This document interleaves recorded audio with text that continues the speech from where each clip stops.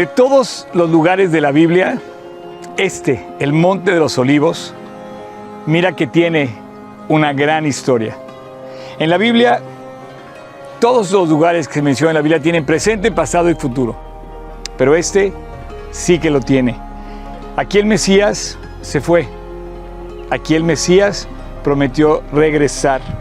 El Monte de los Olivos está ubicado más o menos a 820 metros de altura sobre el Monte de Moriah, que está enfrente a unos 740 metros. Esos dos montes platican siempre y siempre van juntos, van de la mano. El Monte de los Olivos y el Monte Moriah o el Monte de Sión. Están separados por un leve y pequeño valle, el famoso Valle de Cedrón. El que se sienta, camina, observa o pasa por el Monte de los Olivos, se lleva la mejor vista panorámica de Jerusalén. No puedes pasar desapercibido pasando por el Monte de los Olivos de ver la magnífica explanada del templo, donde hoy se encuentra el Domo de la Roca con esa cúpula dorada. A distancia de la ciudad, que te permite observar en su complejo atardecer, en su complejo panorama, en su complejo perspectiva, esa historia compleja que tiene tanto que es la emoción de esta ciudad. Aquí se encuentra un cementerio, el cementerio más antiguo, 3000 años, donde los judíos pretenden recibir primero al Mesías, el día que el Mesías venza la muerte. Aquí David, más o menos hace 3000 años, seguramente caminó por este mismo monte, observando hacia la ciudad, y desde aquí yo creo que él se sienta y se pone a orar para pensar en lo que seguía en su reino. David seguramente visitó muchas veces este monte. Lo tenía de frente la ciudad de Jerusalén. Aquí caminó, visualizó, pidió perdón, se arrepintió, salió huyendo, pero también entró muchas veces a la ciudad de Jerusalén. Aquí David visualiza el lugar para poner el sacrificio y el tabernáculo y eventualmente algún día el templo de Jerusalén. Aquí David fue donde huye de la rebelión de su hijo Absalón. De hecho, una de las tumbas que se encuentra en el cementerio es la tumba de Absalón. En el libro de Samuel, en la carta segunda de Samuel, en el capítulo 15, leemos lo siguiente. Entonces David dijo a todos sus siervos que estaban con él en Jerusalén: levantamos y huyamos. Él, en esa toma de estado que su hijo estaba luchando contra él, su hijo Absalón, en esa, digamos, lucha interna tremenda que sufrió David, decide levantarse y huir de Jerusalén para pasar por el Valle del Cedrón y huir hacia el Monte de los Olivos, y dice: porque no podremos escapar delante de Absalón, daos prisas y partir, no sea que apresurándose él nos alcance y arroje el mal sobre nosotros y hiera la ciudad a filo de espada. Más adelante en el versículo 23 dice: y todo el país lloró en alta voz. En este lugar David cruzó también llorando, en esta huida que hacía de Absalón. Y pasó luego toda la gente el torrente del Cedrón. Este es el torrente del Cedrón. Asimismo pasó el rey y todo el pueblo pasó hacia el camino hacia el desierto, que subía por el Monte de los Olivos y se dirigía hacia el desierto. He aquí también iba Sadoc y con él todos los levitas que llevaban el arca del pacto de Dios, y asentaron en el arca del pacto de Dios, y subió Abiatar después que todo el pueblo hubo acabado de salir de la ciudad. Pero dijo el rey a Sadoc: vuelve el arca a la ciudad. Si yo hallare gracia delante de Dios, él hará que vuelva y me dejará verla de nuevo y el tabernáculo.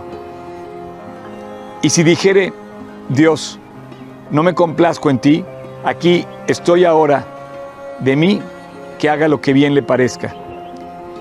Así que David, dice el versículo 30, subió la cuesta de los olivos, esta misma cuesta, y la subió llorando, llevando la cabeza cubierta y los pies descalzos. También todo el pueblo que tenía consigo cubrió cada uno su cabeza e iban llorando mientras subían. David huye de Absalón, pasa por el torrente del Cedrón y en su ida seguramente este lamento que tenía, este lloro que tenía, le permite escribir el Salmo 3. Y yo estoy seguro que también el Salmo 23, cuando dice, aunque ande en valle de sombra de muerte, seguramente ese es el valle al que se refiere el Salmo 23.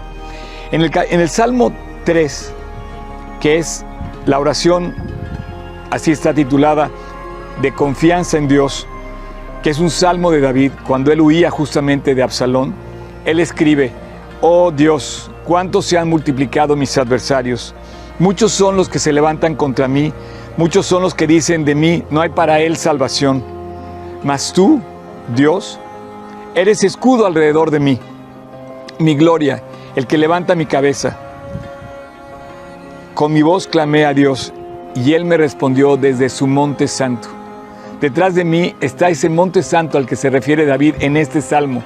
Y seguramente iba huyendo, diciendo, algún día regresaré, algún día estaré aquí de nuevo, justo recibiendo la bendición de Dios de traerme de nuevo a este lugar. Yo me acosté y dormí. Aquella noche que pasaba por este valle, no pudo haber quizá reconciliado el sueño David, y sin embargo, dice, voy a acostarme, y dormí, y desperté porque Jehová, el Señor, Dios, sustentaba mi vida. No temeré a 10 millares de gente que pusieran sitio contra mí. Levántate, oh Dios, sálvame, Dios mío, porque tú heriste a mis enemigos. La salvación es de Jehová, la salvación es de Dios. Sea sobre tu pueblo tu bendición. David cruza este salmo leyendo, yo estoy leyendo, él estaba escribiendo, meditando, orando esta oración sensible y profunda de lamento y de llanto. Al parecer, Dios le contesta muy pronto esta oración, porque resulta que en 2 de Samuel, un poco más adelante, capítulo 17, versículo 14, Dios escucha la oración de David y Usaí, aquel fiel amigo que tenía, da su consejo a Absalón y dice que todos dijeron, el consejo de Usaí, Arquita, es mejor que el consejo de Aitofel, porque el Señor había ordenado que el acertado consejo de Aitofel se frustrara para que Dios hiciese venir el mal sobre Absalón.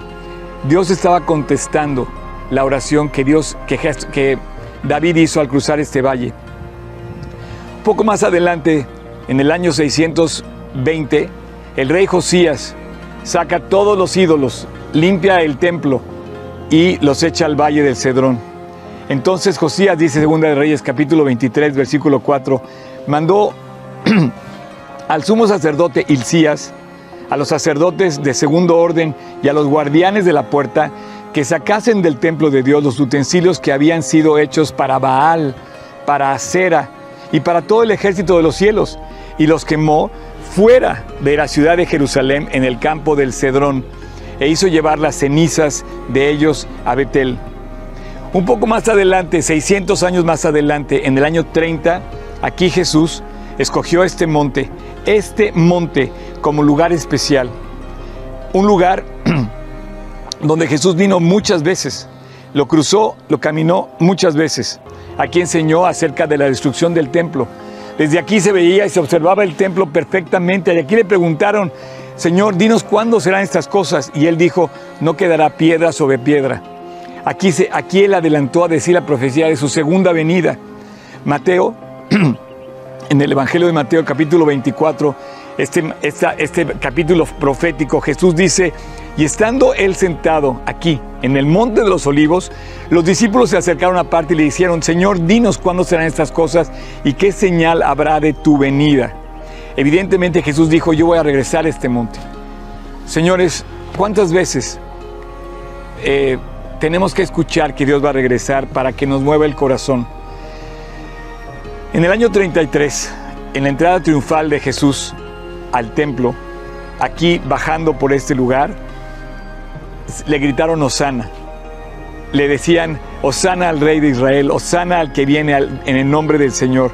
Aconteció que llegando cerca de Betfagé y de Betania, al monte que se llama de los Olivos, envió 2 de sus discípulos y les dijo: id a la aldea de enfrente, y al entrar hallaréis un pollino atado, en el cual ningún hombre ha montado jamás. Desatadlo y traedlo. Y si alguien os preguntara por qué lo desatáis, le responderéis diciendo: así, porque el Señor lo necesita. Fueron pues los discípulos que habían sido enviados y hallaron como les dijo. Y cuando desataban al pollino, sus dueños le dijeron: ¿por qué desatáis al pollino?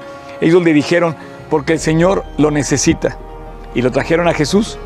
Y habiendo echado sus mantos sobre el pollino, subió Jesús encima. Y a su paso traían sus mantos y lo tendían por el camino. Y cuando llegaron a la bajada, y cuando llegaban ya cerca de la bajada del monte de los Olivos, toda la multitud y los discípulos, gozándose, comenzaron a alabar a Dios a grandes voces por todas las maravillas que habían visto. Y decían: bendito el que viene en el nombre del Señor, paz en el cielo y gloria en las alturas. Acababa de resucitar a Lázaro. Era evidente que sus muestras milagrosas de su poder, su palabra de amor, su mensaje de salvación y su invitación a buscar el perdón de los pecados, había recorrido toda la región y cada vez era un hombre con más fama. Y bueno, él desciende del monte de los Olivos en la famosa entrada triunfal a Jerusalén. Y en este monte también él llora. En este monte él se lamenta sobre Jerusalén. Sentado viendo lo que ustedes están viendo detrás de mí, él llora la famosa oración que dice: Jerusalén, Jerusalén, ¿cuántas veces te llamé y quise llamar a tus hijos, juntar a tus hijos como la gallina junta sus polluelos, y no quisiste? Aquí hay presente, hay pasado y seguramente hay futuro. Tú y yo tenemos ese mismo presente, pasado y futuro. Nuestro futuro está en las manos de Dios. ¿En dónde está tu futuro ahorita? ¿En tus manos o en las de Dios? Un día Él va a regresar y va a poner su pie en este mismo monte.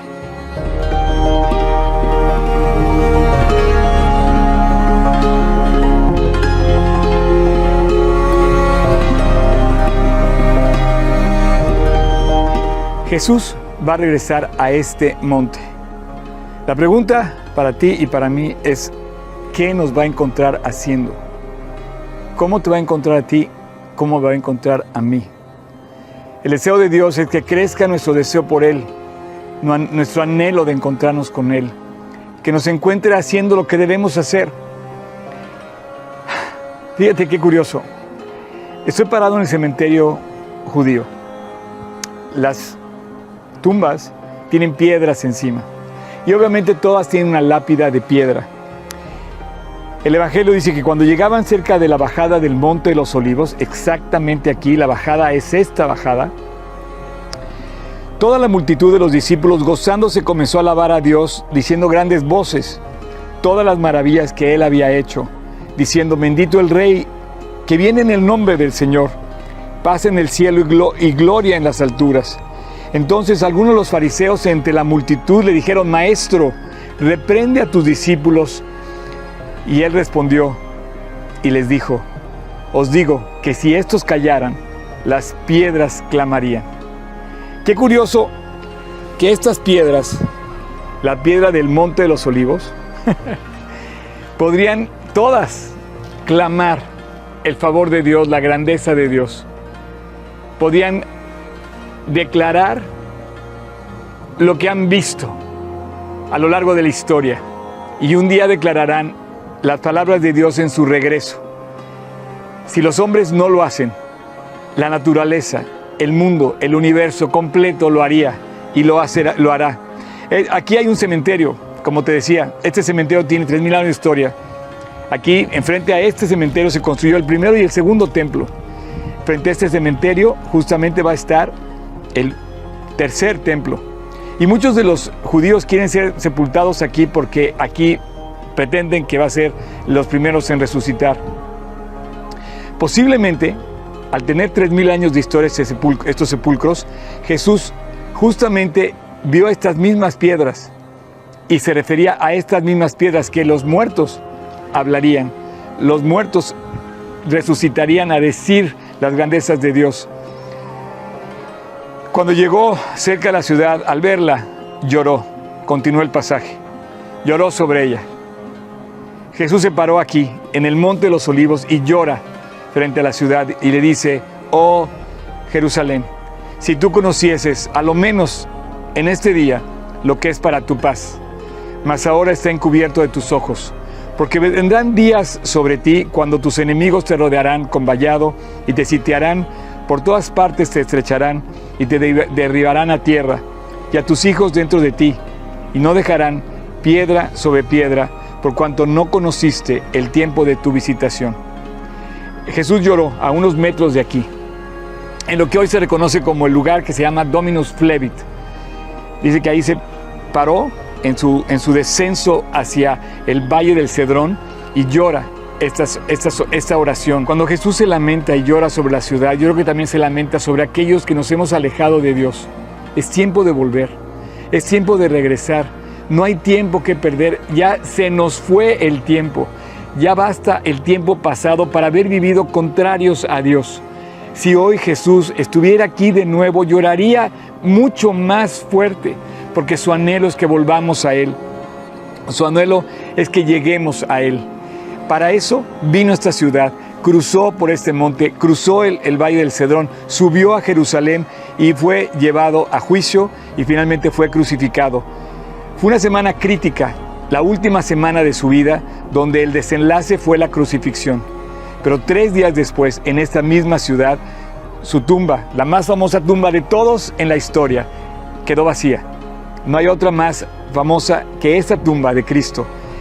Y dijo que iba a volver, y el último día que se fue a esta tierra, después de que había resucitado, ascendió al cielo desde este mismo monte. Aquí le preguntaron a los discípulos: ¿cuándo será todo esto, Jesús?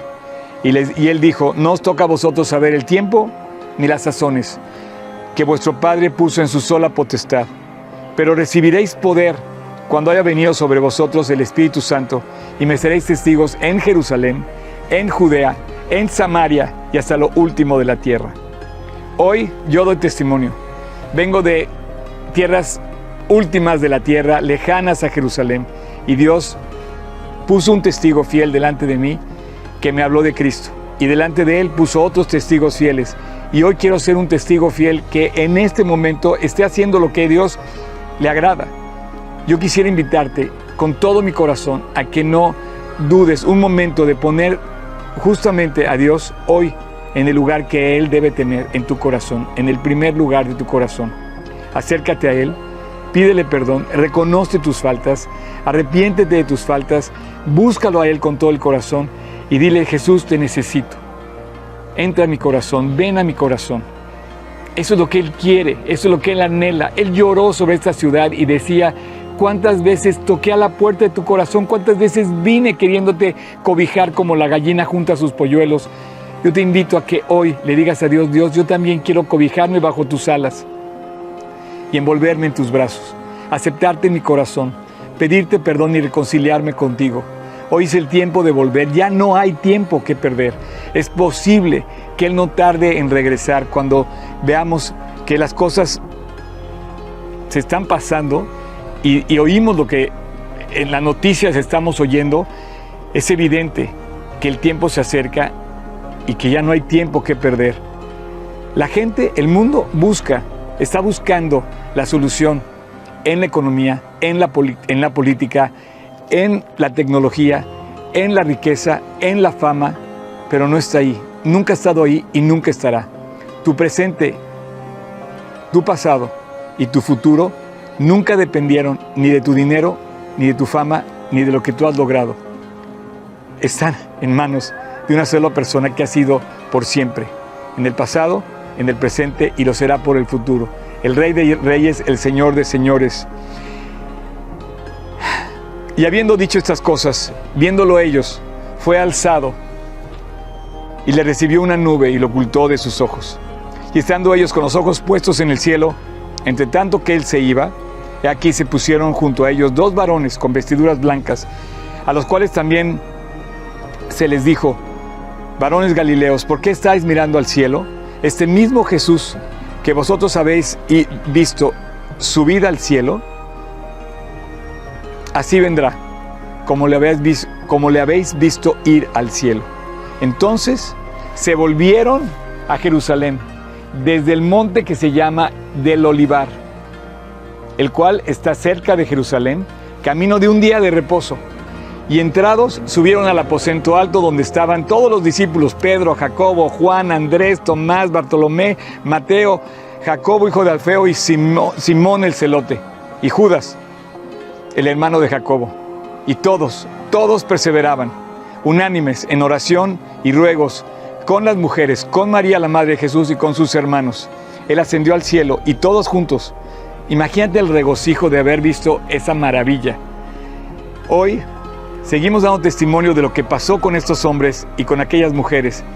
Cuando ellos empezaron a difundir el evangelio, corrió como pólvora, y hoy, 2000 años después, nos sigue envolviendo.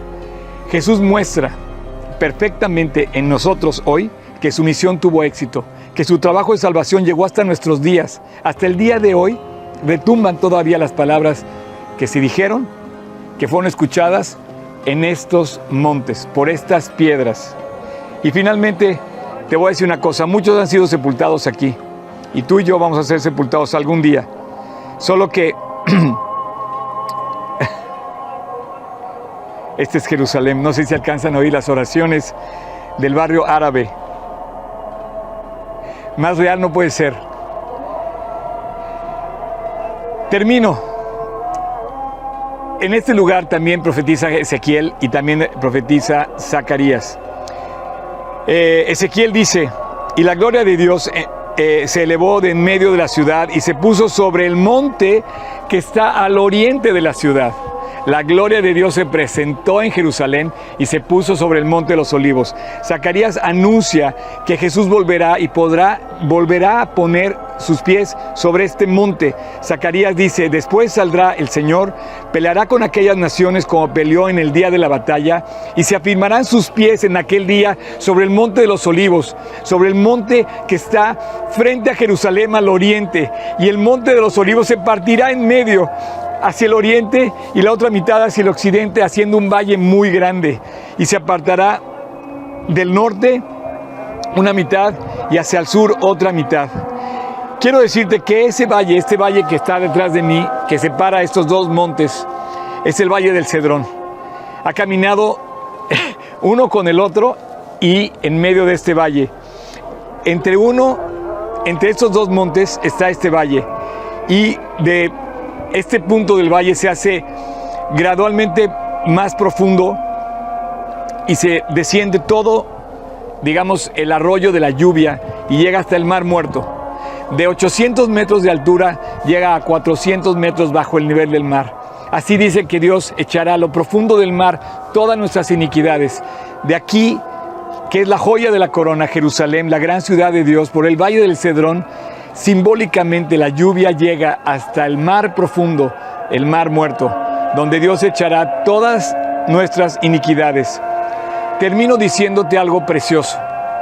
Cuando tú ves los valles que están montados aquí, el Valle del Cedrón, que se encuentra después con el Valle del Tirofión y luego con el Valle del Hinnom, si tú lo ves desde arriba, si tú ves una vista aérea, forman una especie de, para nosotros una especie de W. En el idioma hebreo es una letra Shin, y esa letra Shin es la letra que significa El Shaddai, y esto es Dios. En este monte Dios dejó una huella, un sello, y dijo: aquí estará mi nombre para siempre. Pareciera que los montes, las piedras, los cielos y la tierra cuentan la gloria de Dios en sus mismos valles y en sus mismas montañas. Oh, ¿qué puedo decir si estos montes no cuentan la gloria de Dios? Aquí está escrito lo que pasó y lo que pasará. in situ, en el lugar en donde Dios lo dijo para nosotros, para ti y para mí, para que todo aquel que en Él cree no se pierda, mas tenga vida eterna. Ven a Jesús, vuelve a Jesús.